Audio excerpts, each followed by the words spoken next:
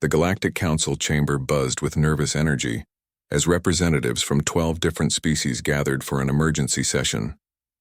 Ambassador Zexthai of the Carillion Empire stood at the central podium, his forearms gesturing dramatically as he addressed the assembly. His crystalline skin reflected the chamber's blue lighting, creating an almost hypnotic pattern across his angular features. "Fellow council members," Zexthai began, his voice carrying the weight of centuries of diplomatic experience, "we face an unprecedented crisis. The human colony ship Endeavour was intercepted 3 rotations ago while attempting to establish an illegal settlement in the neutral zone." Murmurs rippled through the chamber.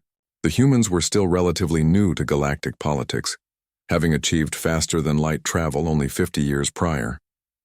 Most species viewed them as an curious but harmless addition to the cosmic community. The vessel contained over 2,000 humans, Zexthai continued, including 400 juveniles. As per Galactic Law 847C, all passengers have been detained pending tribunal hearings. Ambassador Veltara of the Peaceful Elysian Collective raised her elongated hand. Her species resembled tall, graceful plants with bark-like skin and leaf-crowned heads that rustled when she spoke. "Surely standard detention protocols apply. The humans may be primitive, but they deserve basic dignity." Zexthai's expression darkened. "That's where complications arise. The human juveniles have been problematic. They refuse to comply with standard containment procedures. 3 have already attempted escape, and 1 actually succeeded in breaching a level 7 security barrier using nothing but salvaged materials." The representative from the insectoid Hevac swarm clicked his mandibles in what passed for laughter among his kind. "These soft mammals think their offspring are formidable? Our larvae show more intelligence." "You misunderstand the severity," Zexthai replied sharply. The escaped juvenile, designation Tommy Chen, age 12 standard years, managed to reprogram our detention facility's environmental controls. He created a feedback loop that nearly caused a catastrophic system failure. Our best engineers required 6 hours to undo what this child accomplished in 20 minutes. The chamber fell silent. Environmental control systems were fail-safed with quantum encryption that even advanced civilizations found challenging to crack. Ambassador Mordek of the warrior Thraxi Dominion leaned forward, his scarred reptilian features showing rare concern. "Perhaps these humans require firmer handling. My people understand discipline." "We tried that approach," Zexthai admitted reluctantly. "The juveniles responded by organizing. They've somehow established communication networks within their cells, coordinated hunger strikes, and begun what they call psychological warfare against our guards. Yesterday, they convinced 3 of our staff members to quit their positions." Veltara's leaves rustled with confusion. "How does one conduct psychological warfare while imprisoned?" "They sing," Zexthai said flatly. "Constantly. Songs about freedom, rebellion, and something called sticking it to the man. But worse, they've begun telling stories. Elaborate tales about human heroes who overcome impossible odds. Our guards report feeling uncomfortable. Some have requested transfers to different sectors." The Hyvac representative buzzed with interest. "Stories affect your personnel? How weak are your people?" "It's not weakness," Zexthai snapped. "These aren't ordinary stories. The humans speak of their history with such conviction that it becomes infectious. They describe wars where vastly outnumbered humans defeated superior forces through determination and creativity. They tell of individuals who changed the course of entire civilizations through acts of defiance." He activated a holographic display showing detention facility recordings. The images revealed human children, ranging from perhaps 8 to 16 years, sitting in circles within their cells. Despite the sterile, intimidating environment, they appeared almost cheerful as they shared narratives with animated gestures and expressions. The juvenile called Sarah Martinez, age 14, spent 3 hours yesterday describing something called the American Revolution, where human colonists defeated the most powerful military force of their time, using guerrilla tactics and sheer stubbornness. Another Akofi Asante, age 13, recounted how a human named Nelson Mandela spent 27 years imprisoned, yet emerged to transform his entire world. The recording showed guards initially dismissing the children, then gradually listening with growing attention and obvious discomfort. "But surely these are exaggerations?" Veltara asked. "Primitive species often inflate their historical achievements." Zexthai's expression grew grim. We verified their claims through historical databases. If anything, they understated their species' capacity for defiance. Did you know that humans once fought a war that lasted over a century? That they've survived ice ages, plagues that killed half their population, and natural disasters that would end most civilizations? Mordek straightened in his chair. Impressive for a young species, but hardly threatening while contained. That's what we thought, Zexthai replied. Until this morning, when we discovered they've been teaching our guards human languages. 3 guards now speak something called English, and 2 more are learning Mandarin. They claim it's just curiosity. But our behavioral analysts believe the humans are establishing emotional connections. The council members exchanged worried glances. Emotional manipulation was a serious concern in detention scenarios. Furthermore, Zexthai continued, the human adults have remained completely silent since their detention. They haven't protested, demanded lawyers, or shown any of the expected behaviors. They simply watch and wait. Our psychological profiles suggest they're planning something, but we can't determine what.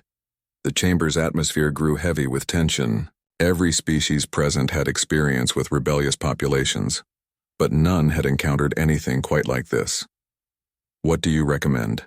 Asked the ethereal representative from the energy-based Luxari convergence, their voice echoing from crystalline speakers. We need to resolve this quickly, Zexthai stated. The humans may appear primitive, but they're demonstrating capabilities that our security protocols weren't designed to handle. Their juveniles show problem-solving abilities that rival our adult specialists, and their psychological warfare tactics are unlike anything in our databases.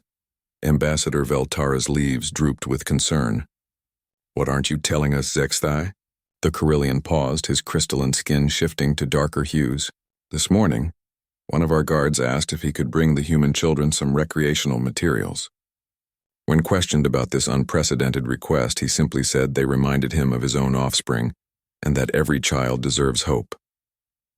The implications hung heavy in the chamber. If human children could inspire such responses in trained security personnel within mere days of contact, what might happen if their influence spread?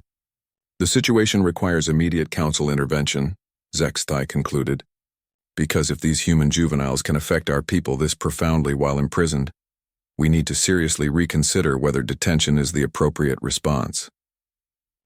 Captain Marcus Chen stood in the adult detention center, his weathered hands clasped behind his back as he surveyed his fellow prisoners.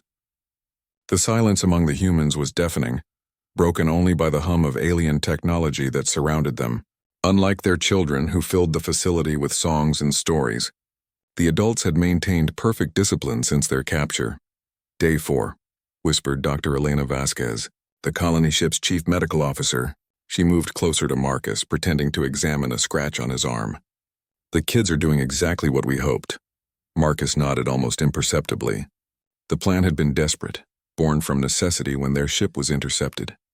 While the aliens focused on containing what they perceived as the immediate threat, the adults, they had underestimated the true weapon humanity possessed, their children's ability to inspire hope and question authority. Any word from the observation teams? Marcus asked quietly. Tommy's group successfully mapped the entire facility's layout, Elena replied.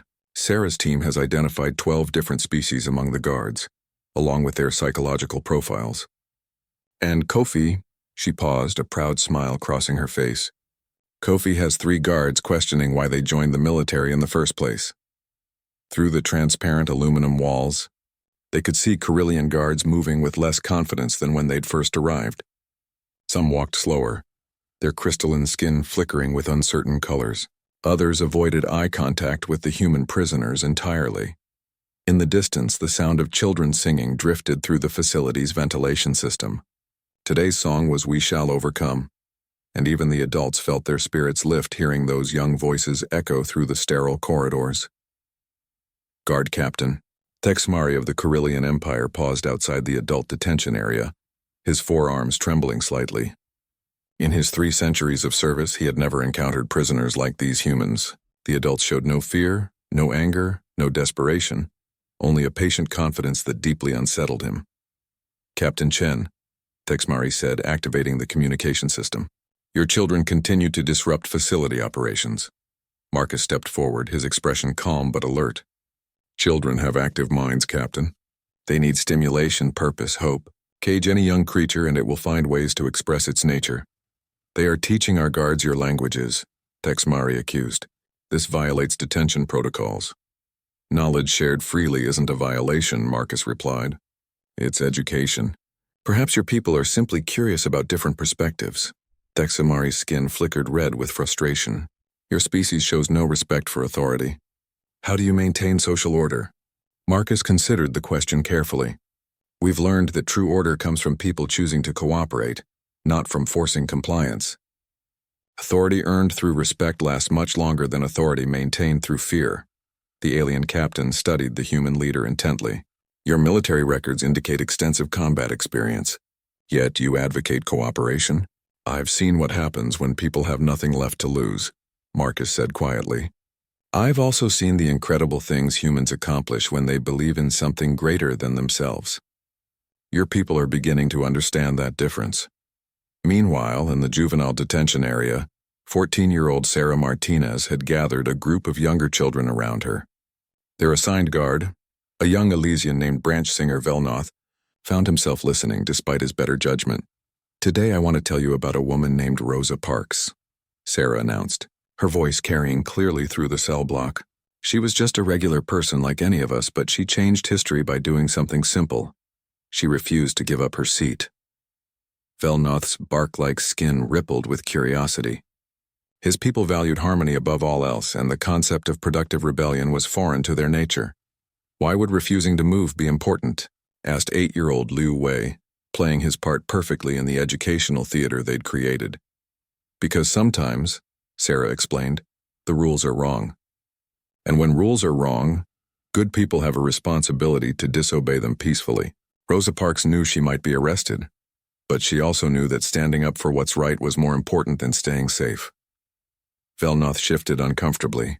As an Elysian, he had been raised to follow established order without question. The idea that rules themselves could be unjust challenged fundamental aspects of his worldview. Across the facility, 13-year-old Kofi Asante was engaged in what appeared to be casual conversation with guard specialist Morthek, a young Thraxi who had drawn the unfortunate assignment of monitoring the most talkative human juvenile. My grandfather used to tell me stories about the old country, Kofi said, sitting cross-legged on his cell floor. He said that before humans learned to work together, we spent most of our time fighting each other. Different tribes, different colors of skin, different beliefs. Morthek clicked his claws against his weapon, trying to appear disinterested. Most species go through tribal phases. It's evolutionarily normal. But here's the thing, Kofi continued, his eyes bright with enthusiasm. We didn't just stop fighting because we got tired of war. We stopped because we realized that the things that made us different also made us stronger. My friend Tommy over there, his family came from a place called China, where people learned to build walls to protect their communities. Sarah's people came from Mexico, where they learned to turn deserts into gardens. My ancestors came from Africa, where they learned to find water in impossible places. The young Thraxi guard found himself leaning closer despite his training. How does diversity create strength? Uniformity ensures efficiency. Kofi smiled, recognizing the opening he'd been working toward for hours. Think about it like tools, Morthek. If you only have a hammer, every problem looks like a nail. But if you have a hammer, a screwdriver, a wrench, and a saw, you can build almost anything. That's what humans learned. We're stronger together because we think differently. The philosophical seed was planted. Morthek's species valued martial prowess above all else, but they had never considered that intellectual diversity might be a form of strength equal to physical power. In the facility's command center, Ambassador Zexthai reviewed the latest behavioral reports with growing alarm. Guard efficiency was down 12%, and 3 personnel had submitted formal requests for extended leave. More troubling still, 2 guards had been caught attempting to smuggle recreational materials to the human children. Sir, reported his aide, we've detected unauthorized data transfers from the detention facility to the Galactic Communications Network. Zexthai's skin flashed bright yellow with shock. Impossible. The facility is completely isolated. The transfers appear to be originating from the guard station, sir, Someone has been sending detailed reports about the human prisoners to news outlets across 3 sectors. The implications were staggering. If word spread that human children had somehow compromised a maximum security Corellian detention facility through nothing more than stories and songs, it would fundamentally alter how the galaxy viewed this newcomer species. Which guards? Sexthai demanded. That's the problem, sir. The transmissions are being sent simultaneously from 17 different stations. It appears to be coordinated, but we can't determine if the guards are acting voluntarily or if they've been somehow influenced. Sexthai stared at the facility schematics, beginning to understand that they had drastically underestimated their prisoners.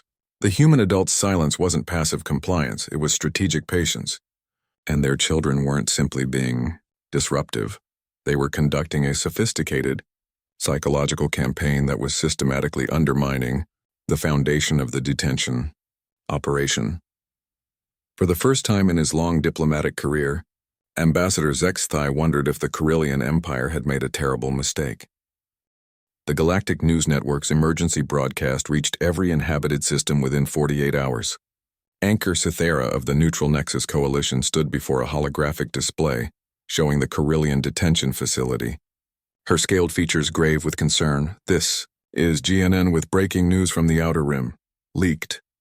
Reports from inside a Corellian detention facility reveal disturbing details about the imprisonment of human colonists, including over 400 children.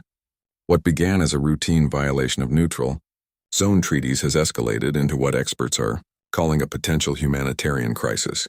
The broadcast switched to recorded testimony from guard specialist Morthek, his reptilian features clearly distressed as he spoke to hidden cameras. "They're just children," Morthek said, his voice breaking with emotion. "They sing songs about hope when they should be crying for their parents.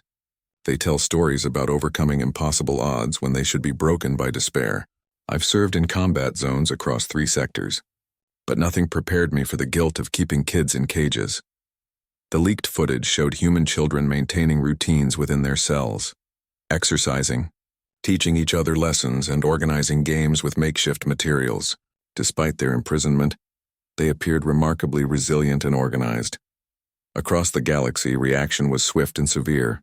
The Peaceful Elysian Collective issued their first formal protest in over 2 centuries. The warrior Thraxi Dominion, despite their alliance with the Corellians, publicly questioned the wisdom of detaining juveniles. Even the enigmatic Luxari Convergence, who rarely involved themselves in physical realm politics, expressed deep concern over the situation. But the most significant response came from an unexpected source. The children of other species began asking uncomfortable questions. On the Elysian homeworld, young branch tender Velsana asked her parent, "Why do the human children sing when they're sad?" "When I'm sad, you help me feel better." "Who helps them?" On Thraxi Prime, a juvenile warrior named Morketh watched the broadcast and declared, "If human younglings can be brave when scared, I can be brave too." "But why are the adults making them scared?" On dozens of worlds, parents found themselves explaining concepts they had never needed to address. Injustice, civil disobedience, and the difference between legal and moral authority. Dr. Elena Vasquez watched the broadcast on a smuggled datapad that sympathetic guards had provided to the adult prisoners. The plan was working better than they had dared hope, but she felt the weight of responsibility for putting their children at the center of a galactic incident. "Marcus," she whispered, "the kids are becoming symbols. That's a lot of pressure for them to carry." Captain Chen nodded grimly. "They volunteered for this when we explained the stakes. Sarah actually said that if adults were going to make stupid decisions, children should have a voice in fixing them." The truth was that the human children had been briefed on their mission before the colony ship's departure. Knowing they might encounter hostile alien forces, the adult colonists had prepared their young people for the possibility of psychological warfare. The children understood that their natural resilience and curiosity could be powerful weapons against species that had forgotten how to question authority. In the juvenile detention area, Tommy Chen was putting the final touches on his latest project. Using materials scavenged from meal containers and electronic components, borrowed from maintenance areas, he had constructed what appeared to be a primitive but functional communication device. "Tommy," whispered Maria Santos, "age 10, are you sure that's going to work?" Physics is physics, Tommy replied confidently. Doesn't matter if you're human or alien. Electromagnetic frequencies behave the same way everywhere. He made final adjustments to his improvised antenna. Besides, my dad always said that the difference between impossible and difficult is just a matter of perspective. The device crackled to life, and suddenly the children could hear transmissions from across the facility. More importantly, they could transmit their own signals. Tommy quickly tuned into the galactic emergency frequency, the one channel that all civilized species monitored for distress calls. This is Tommy Chen, age 12, speaking for the human children imprisoned in Carillion Detention Facility Gamma 7. He said clearly into his makeshift microphone. We want everyone to know that we're okay, but we're not free.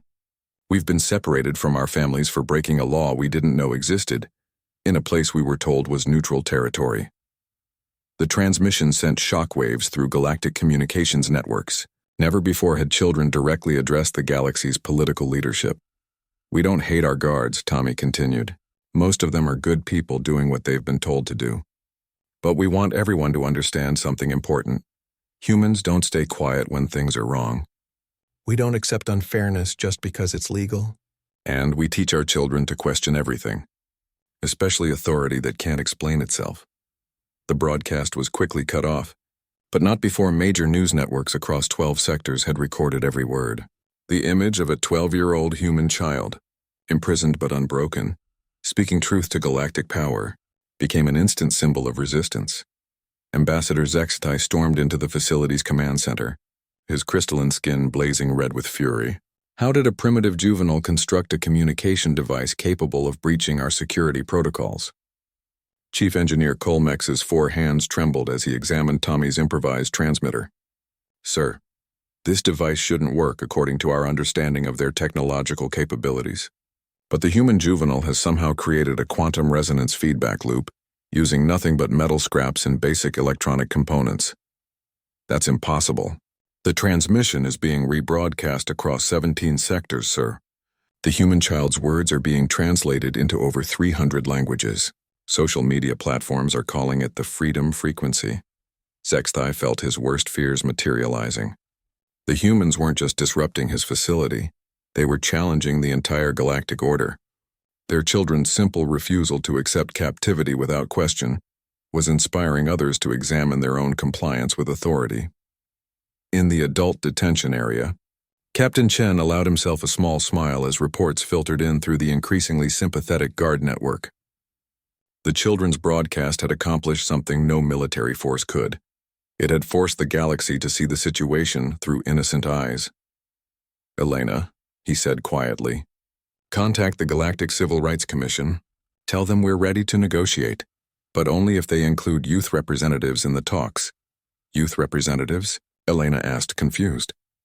If this crisis has taught us anything, Marcus replied, it's that children see solutions adults miss. Sarah has some very specific ideas about how to prevent this kind of incident in the future, and frankly, her proposals make more sense than anything the diplomats have suggested. The request was unprecedented. Never in galactic history had juveniles been included in formal diplomatic negotiations. But as the crisis deepened and public pressure mounted, even the most traditional species began to reconsider their assumptions about age, wisdom, and the right to be heard. The human children had done more than escape psychological imprisonment. They had forced an entire galaxy to question the systems that allowed such injustices to occur. And they had proven that sometimes the most powerful force in the universe isn't technology or military might, but the simple refusal of young voices to accept the unacceptable. Guard Captain Thexmari stood outside the juvenile detention area, listening to the children organize their evening activities. They had turned their imprisonment into a school, their cells into classrooms, and their guards into reluctant students learning lessons about dignity, resistance, and hope. For the first time in his 3 centuries of service, Thexmari began to question whether the uniform he wore represented justice or merely power. And he wasn't the only one. The Galactic Civil Rights Commission had never convened an emergency session involving juvenile representatives. But the public pressure following Tommy Chen's broadcast made the unprecedented decision unavoidable. Commissioner Valthek of the ancient Ethereal Dominion found himself facing a situation that challenged every protocol in the Commission's thousand-year history. The conference chamber had been hastily modified to accommodate different species and age groups. For the first time, smaller chairs sat alongside the massive thrones typically reserved for elder diplomats. The sight of these child-sized seats in the galaxy's most formal political venue sent a clear message about how dramatically the human incident had altered standard procedures. Sarah Martinez entered the chamber with quiet confidence, flanked by two adult human representatives and a Carillion legal advocate who had volunteered his services after witnessing the detention facility conditions. At 14, she was the youngest being ever to address the Galactic Civil Rights Commission, but her composed demeanor suggested she understood the weight of the moment. "Honorable Commissioners," Sarah began, her voice clear and steady, "thank you for allowing me to speak for the human children. We appreciate that this breaks with your traditions, but sometimes traditions need to be examined." Commissioner Valthek's ancient features showed surprise at the girl's directness. "Young human, you may proceed, but understand that these proceedings follow strict diplomatic protocols." "That's exactly the problem," Sarah replied without hesitation. "Your protocols don't account for the fact that children have rights too. When you made laws about how to treat prisoners, did anyone ask what happens to the families? Did anyone consider that separating children from their parents might be cruel, even if it's legal?" A ripple of surprise went through the chamber. No one had ever questioned the Commission's protocols so directly, especially not a juvenile from a species barely 50 years into galactic civilization. Commissioner Thek-Solon of the Hive Mind Collective clicked his mandibles thoughtfully. "The human raises an interesting point. Our regulations focus on adult representatives, assuming that juvenile interests are adequately represented by their elders. But that's not how it works," Sarah continued, gaining momentum. "Adults make decisions based on adult perspectives. They think about political consequences, legal precedents, and diplomatic relationships. Children think about fairness, kindness, and whether something feels right or wrong." She activated a small holographic projector that Tommy had modified for her presentation. Images appeared showing children from dozens of different species, all watching the broadcasts from the detention facility with obvious concern and confusion. "These are children from across the galaxy," Sarah explained. "They've been watching our situation and they're asking their parents the same questions we asked our guards. Why do some laws protect power instead of people? Why do adults sometimes do things they know are wrong just because someone in authority told them to?" The images shifted to show young beings from various worlds organizing their own peaceful protests, asking for explanations about justice and authority that their parents struggled to provide. "You've created a generation of questioners," Commissioner Valthek observed, though whether this was approval or concern remained unclear. "Good," Sarah replied firmly. "Questions are how progress happens. My grandmother used to say that every great advancement in human history started with someone asking, 'Why does it have to be this way?' Maybe it's time the galaxy started asking that question too." Meanwhile, in the Carillion detention facility, the atmosphere had shifted dramatically. Guard Captain Thexmari walked through corridors where his personnel now moved with obvious reluctance. The facility still functioned, but the spirit of the operation had fundamentally changed. "Captain," reported Guard Specialist Velnoth, 17 guards have submitted formal requests for transfer to different assignments. Morale is at the lowest point in facility history." Thexmari's crystalline skin flickered with conflicted colors. "What reasons are they citing?" "Ethical concerns, sir. They're having difficulty reconciling their duties with their personal values. Several have stated that the human juveniles have helped them understand concepts they never considered before." In the adult detention area, Dr. Elena Vasquez was conducting what appeared to be routine medical examinations, but was actually intelligence gathering. The sympathetic guards had been providing detailed information about facility operations, guard schedules, and security protocols. "Elena," Captain Chen said quietly during her examination, "the commission meeting is going well, but we need to be prepared for the possibility that diplomatic solutions might fail. You're thinking about Plan B?" Marcus nodded grimly. "If the commission can't resolve this peacefully, we may need to implement the children's escape protocol. Tommy's group has identified 12 different exit routes, and Sarah's team has mapped guard rotation schedules for the entire facility. The escape protocol was the humans' backup plan, developed by the children themselves during their first week of detention. Unlike adult escape plans that relied on force or stealth, the children's strategy was based on mass civil disobedience designed to overwhelm the facility's capacity to respond. The kids call it Operation Overwhelming Kindness, Elena explained. Instead of breaking out violently, they plan to break down every barrier through persistent acts of friendship and moral reasoning. They believe they can convince enough guards to simply unlock the doors. It sounded impossible, but given what the children had already accomplished, Marcus was beginning to believe that impossible was just another word for untested. Back in the commission chamber, Sarah was fielding questions from representatives who were clearly struggling to adapt their thinking to include juvenile perspectives. Young Human asked, "Commissioner Mordeth of the War Council Coalition, your species appears to encourage rebellious behavior in its offspring. How do you maintain social order?" Sarah smiled at the familiar question. "We don't prevent rebellion, sir. We channel it. Human children are taught to rebel against unfairness, not authority.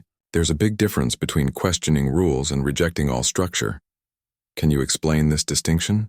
"Of course. When I follow my parents' rules about bedtime, I'm accepting helpful structure. When I refuse to stay quiet about seeing someone being bullied, I'm rebelling against unfairness. Human children learn to tell the difference between rules that help people and rules that hurt people." Commissioner Valthek leaned forward with interest. "And you believe this approach creates better citizens?" "I believe it creates thinking citizens," Sarah replied. "Adults who were never allowed to question anything, as children often grow up either blindly obedient or completely rebellious. Adults who were taught to question the right things grow up able to build better societies." The profound implications of this philosophy rippled through the chamber. Most galactic civilizations controlled juvenile behavior through strict obedience training, assuming that questioning authority was inherently dangerous. Furthermore, Sarah continued, this situation exists because no one questioned whether the neutral zone regulations made sense for civilian colonies. If someone had asked, what if families accidentally violate these boundaries? Maybe we could have avoided this entire crisis. Commissioner Thexolin buzzed with consideration. The human juvenile suggests that our regulatory framework lacks provisions for unintentional violations by civilian populations. That's exactly what I'm suggesting, Sarah agreed. Your laws assume that everyone who breaks them did it on purpose, with full knowledge of the consequences. But what about people who make honest mistakes? What about children who had no voice in their parents' decisions? Your justice system doesn't seem to have any room for mercy or context. The word mercy sent another shock through the chamber. Galactic law was built on principles of order, efficiency, and deterrence. The concept of tempering justice with compassion was foreign to most species' legal traditions. And what would you propose as an alternative? Commissioner Valthek asked, genuinely curious about how a 14-year-old human would restructure galactic jurisprudence. Sarah straightened in her chair, knowing that her next words would either revolutionize galactic law or mark her as an idealistic child whose opinions could be safely dismissed. I propose that the galaxy create a children's advisory council, she said clearly. Any law that affects families should be reviewed by representatives who understand what it's like to have no control over adult decisions. You shouldn't be allowed to make rules about children without asking children what they think. The silence that followed was deafening. Sarah had just suggested that juveniles should have formal input into galactic legislation, an idea so radical that several commissioners appeared to be having difficulty processing it. But in detention facilities across the galaxy, human children and their sympathetic guards listened to the broadcast with growing hope, beginning to believe that change was possible. The commission chamber erupted in chaos following Sarah's proposal. Ancient protocols had no framework for juvenile legislative input, and the commissioners found themselves in uncharted territory. Commissioner Valthek called for a recess while the various species representatives contacted their home governments for guidance on this unprecedented situation. During the break, Sarah was approached by Ambassador Veltara of the Elysian Collective, whose plant-like features rustled with nervous energy. Young human, Veltara said quietly, your proposal has created considerable discussion among our people. Our children have been asking similar questions since your broadcasts began. For the first time in our history, our younglings are questioning the harmony at all costs philosophy that defines our civilization. Sarah nodded thoughtfully. Sometimes harmony maintained through silence isn't really harmony at all. It's just suppressed conflict waiting for the right moment to emerge. Wise words for one so young. Tell me, what gave you the confidence to challenge the entire galactic legal system? My dad always said that being young doesn't mean being wrong, Sarah replied. He told me that children often see solutions adults miss because we haven't learned yet that some things are impossible. When adults tell us something can't be changed, we ask, why not? Instead of just accepting it. Meanwhile, the detention facility had become an unexpected center of philosophical revolution. Guard Specialist Mortek found himself in lengthy discussions with Kofi Asante about the nature of strength and leadership. You said your people value martial prowess, Kofi observed, sitting cross-legged in his cell while Mortek listened from the corridor. But what's the point of being strong if you only use that strength to hurt people weaker than you? Mortek's claws flexed uncertainly. Strength maintains order. The weak follow the strong to ensure survival. But what if the strong are wrong? Kofi asked. What if following them leads to survival but not to anything worth surviving for? My ancestors were enslaved by people who were stronger than them, but that didn't make slavery right. Eventually, even some of the strong people realized that and helped change things. The young Thraxi guard struggled with concepts that challenged everything he'd been taught. How does one determine when strength should be used to protect rather than control? That's the question, isn't it? Kofi smiled. Maybe real strength isn't about making people do what you want. Maybe it's about making sure people have the freedom to choose what's right.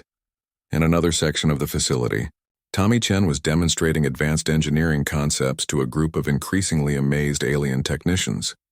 Using nothing but scavenged materials, he had constructed a small but functional gravity manipulator, technology that some species required decades to develop. The principles are actually pretty simple, Tommy explained to Chief Engineer Colmex, whose forehands trembled as he examined the impossible device. You just need to think about space-time as something flexible rather than fixed. My physics teacher always said that the universe is more like silly putty than concrete. This device should require industrial fabrication facilities and quantum-grade materials, Colmex protested. How did you achieve stable graviton resonance with primitive components? Tommy shrugged. Because I didn't know it was supposed to be impossible. Sometimes not knowing the rules helps you find new ways to solve problems. The philosophical implications were staggering. If human children could achieve technological breakthroughs by ignoring conventional limitations, what other impossible problems might have simple solutions that adults had overlooked? Back in the commission chamber, the session resumed with visible tension among the representatives.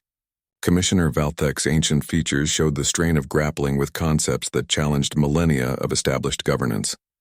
Young human Sarah, he began formally, your proposal has been discussed at the highest levels of government across 12 sectors.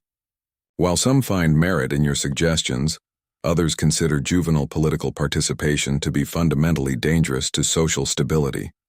Sarah stood calmly, having expected this response. Commissioner, may I ask you something? When you make decisions about military actions, do you consult with soldiers who actually fight the battles? Of course. Expert input from those directly affected is essential for informed decision-making. Then why wouldn't you consult with children when making decisions that directly affect our lives? We're the ones who have to grow up in the galaxy you're creating. Don't you think we should have some say in what that galaxy looks like? The logic was unassailable, but its implications terrified established power structures. Giving children a formal voice in governance meant admitting that age didn't automatically confer wisdom, and that experience could sometimes blind people to necessary change. Commissioner Thexolin buzzed thoughtfully.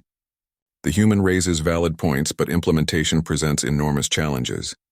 How would juvenile representatives be selected? How would their input be weighted against adult expertise? How would we prevent chaos if every young being begins questioning established authority? Maybe a little chaos is exactly what the galaxy needs, Sarah replied. My history teachers say that every great civilization eventually faces a choice: adapt to new ideas or stagnate under old ones. The human children aren't trying to destroy your system. We're trying to help it grow.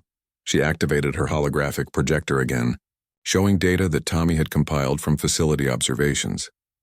These are statistics from the detention facility, Sarah explained. Guard efficiency decreased when they started questioning orders, But prisoner cooperation increased. Violence dropped to zero once the guards began treating us like people instead of problems. Security incidents decreased when communication increased. Your system assumes that control and cooperation are the same thing. But our experience proves they're not. The data was compelling, but its implications challenged fundamental assumptions about authority and governance that most species had never questioned. Ambassador HFY, who had remained silent throughout most of the proceedings, finally stood to address the commission. His crystalline skin flickered with conflicted colors as he struggled with admissions that would undermine his entire career. Honorable Commissioners, HFY began reluctantly, I must report that the human detention situation has become untenable. The juvenile prisoners have not only maintained morale and organization despite maximum security conditions, but they have also convinced 43% of our guard force to question the ethical foundation of their duties. Shocked murmurs rippled through the chamber. A 43% loss of confidence among security personnel was unprecedented in galactic detention history. Furthermore, HFY continued, the human children have demonstrated technological capabilities that exceed our intelligence estimates, organizational skills that rival our military academies, and psychological warfare tactics that have neutralized our security protocols without employing any violence whatsoever. He paused, his skin shifting to deeper blue hues that indicated profound uncertainty. Most troubling of all, they have accomplished this while simultaneously improving facility conditions for all prisoners, raising guard morale in non-security areas, and maintaining educational programs that have impressed our behavioral specialists. They have proven that resistance and cooperation are not mutually exclusive concepts. Commissioner Valthek leaned forward with intense interest. What are you recommending, Ambassador? I am recommending immediate release of all human prisoners, HFY stated flatly. Not because we cannot continue to contain them, but because containing them has become ethically indefensible. These children have demonstrated that our detention procedures are fundamentally flawed, our legal framework lacks compassion, and our understanding of human capabilities was dangerously incomplete. The admission sent shockwaves through the chamber. Never before had a Corellian official publicly acknowledged that their justice system needed fundamental reform. Sarah stepped forward, sensing the crucial moment in the proceedings. Commissioners, I have one final request. Don't just release us. Learn from us. Create the Children's Advisory Council we proposed. Give young voices a place in your government. Because this crisis happened because no one was asking the right questions, and children are really good at asking questions. The silence that followed was different from earlier interruptions. This time it carried the weight of historical significance. Everyone present understood that they were witnessing either the evolution of galactic civilization or its first steps toward chaos. But in detention facilities across the galaxy, human children and their new alien friends listened to the broadcast with growing excitement, believing that their questions had finally found answers. 6 months after the detention facility crisis, the galaxy had transformed in ways no one could have predicted. The Galactic Civil Rights Commission chamber now permanently featured smaller seats alongside the traditional diplomatic thrones, and for the first time in galactic history, the Council of Juvenile Representatives convened for its inaugural session. Sarah Martinez, now 15 and serving as the first human representative to the CJR, stood before an assembly that would have been unimaginable before the crisis. Young representatives from 17 different species sat in the specially designed chamber, their diverse forms united by the common experience of having been excluded from decisions that affected their lives. 6 months ago, we were prisoners, Sarah began, addressing both the Juvenile Council and the watching adult commissioners. Today, we're partners in building a better galaxy. This transformation didn't happen because adults suddenly decided to be nice to children. It happened because we proved that youth perspectives are essential for creating just and effective policies. Branch Tender Velnaya of the Elysian Collective rustled her young leaves in agreement. At the equivalent of 13 years for her species, she had become the first Elysian to publicly question the harmony at all costs, philosophy that had defined her people for millennia. The human children taught us that questioning authority isn't the same as rejecting wisdom, Velnaya said, her voice carrying the musical tones characteristic of her species. True harmony comes from addressing problems, not from pretending they don't exist. Young Morketh of the Thraxi Dominion, barely past the warrior cub stage of development, flexed his developing claws as he spoke. My people always believed that strength meant never showing weakness. But the human younglings showed us that admitting mistakes takes more courage than hiding them. A true warrior protects those who cannot protect themselves, even from unjust laws. The changes extended far beyond the formal political structure. Throughout the galaxy, families found themselves engaged in conversations that previous generations had never imagined. Parents discovered that their children had insights worth considering, and young beings learned that questioning authority could be constructive rather than merely rebellious. On the Carillion homeworld, former Guard Captain Thex Mari had resigned his military commission to become the galaxy's first interspecies youth advocate. His crystalline skin now flickered with warm gold tones as he worked to reform detention facilities across the Empire. The human children didn't just change our policies, Thex Mari explained to a gathering of Carillion officials. They changed our understanding of what justice means. We learned that a system that operates only through fear and obedience isn't sustainable, because it requires constant oppression to maintain order. The reforms were comprehensive and far-reaching. The neutral zone regulations had been completely rewritten to account for civilian navigation errors, with established protocols for assisting lost ships rather than automatically detaining them. Family separation during legal proceedings was now prohibited, except in cases of immediate physical danger. Most significantly, the new Universal Rights Charter included provisions ensuring that juveniles could not be prosecuted for violations of laws they had no opportunity to understand or influence. Tommy Chen, now 13, and studying at the Galactic Institute of Technology as their youngest ever student, had revolutionized multiple scientific fields with his approach of ignoring conventional limitations. His gravity manipulation device was being studied by research teams across 12 sectors, leading to breakthroughs in space travel, construction, and energy generation. The thing about human children, explained Dr. Colmex, who had become Tommy's research partner, is that they approach problems without preconceptions about what's impossible. They see the universe as it could be, rather than as it has always been. But perhaps the most significant change was cultural. The concept of questioning authority had spread throughout galactic society, leading to reforms in everything from educational systems to military hierarchies. Young beings who had previously been taught only to obey were now encouraged to think critically about the world they would inherit. Kofi Asante, now 14 and serving as Earth's first junior ambassador to the Thraxi Dominion, had helped establish exchange programs between human schools and alien educational institutions. Young beings from different species were learning from each other, sharing perspectives that their parents had never considered. When we first got captured, Kofi reflected during a recent interview with Galactic News Network, we knew we had to find a way to make adults listen to us. But we didn't realize we'd end up teaching the entire galaxy that children have something important to say. The detention facility that had started it all had been converted into the galaxy's first interspecies youth development center, where young beings from different worlds could collaborate on solving problems that affected their generation. The cells had been transformed into workshops, laboratories, and meeting spaces where the next generation of galactic leaders learned to think beyond the limitations their parents had accepted.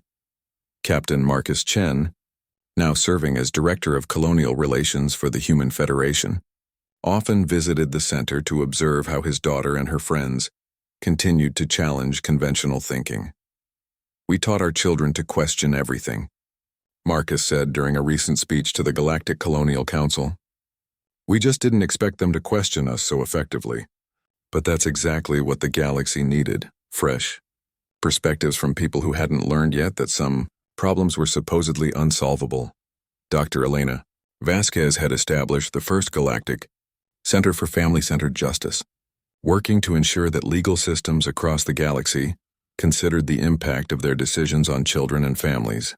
Her research had demonstrated that societies with greater youth participation in governance showed higher levels of innovation, social cohesion, and citizen satisfaction. The human children taught us something fundamental, Elena explained to a conference of galactic social scientists. They showed us that including previously excluded voices doesn't create chaos. It creates solutions that work for everyone. As Sarah concluded her address to the Council of Juvenile Representatives, She looked out at the diverse assembly of young beings who represented the future of galactic civilization. 6 months ago, adults thought they could solve their problems by locking up a few hundred human children, she said with a smile that had become famous across 17 sectors. Instead, they accidentally started a revolution. Not the kind of revolution that destroys things, but the kind that builds better things. The applause that followed came not just from the juvenile representatives, but from the adult commissioners who had learned to appreciate perspectives they had never considered.